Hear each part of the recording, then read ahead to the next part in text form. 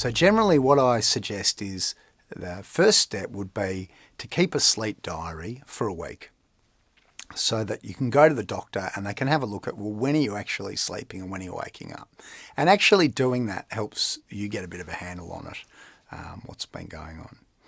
Before you go to bed, I think it's important to try and avoid really overstimulating activities. And these days, there's internet and television and, even though you're sitting physically still, your mind is very activated.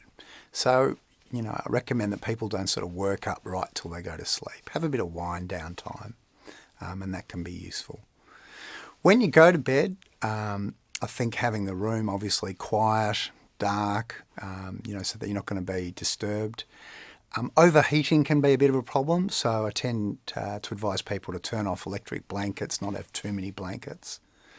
Now, what do you do if you wake up in the middle of the night? And this is what happens to people, and they sort of get stressed and toss and turn.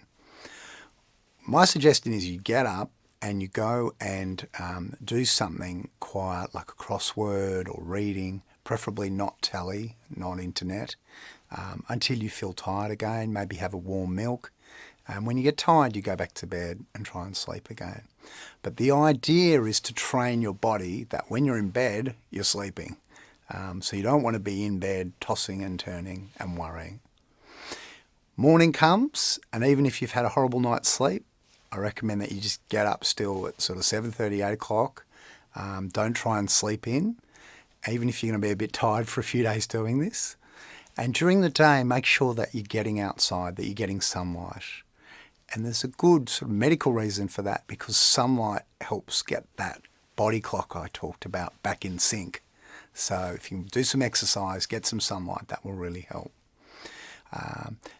As I mentioned, coffee and cigarettes are often stimulating. And so if you are smoking still, maybe don't have ciggies after about 4, 5 o'clock in the afternoon. Same with the coffee. It's hard for people to stop cold turkey, but maybe try and reduce it a bit. Or, if you're having 4 or 5 cups of coffee, that's going to keep you up. There you got your problem. So in summary, sleep problems are common. I think there's a lot of common sense approaches that you can use. If it persists, the temptation is to go along to the doctor and get sleeping tablets. And again, a little bit of an alarm bell for that approach, because although it might help you sleep for a few nights, which is okay, you don't want a situation where you become dependent on the sleeping tablets and you need them all the time. And this happens to a lot of people. They go into hospital for a few weeks and they've had sleeping tablets and they just get prescribed when they come out. Or the GP says, yeah, no worries, here are the sleeping tablets, and suddenly you can't sleep without them. So there's some tips on sleep. If you're having problems, go along and see your GP.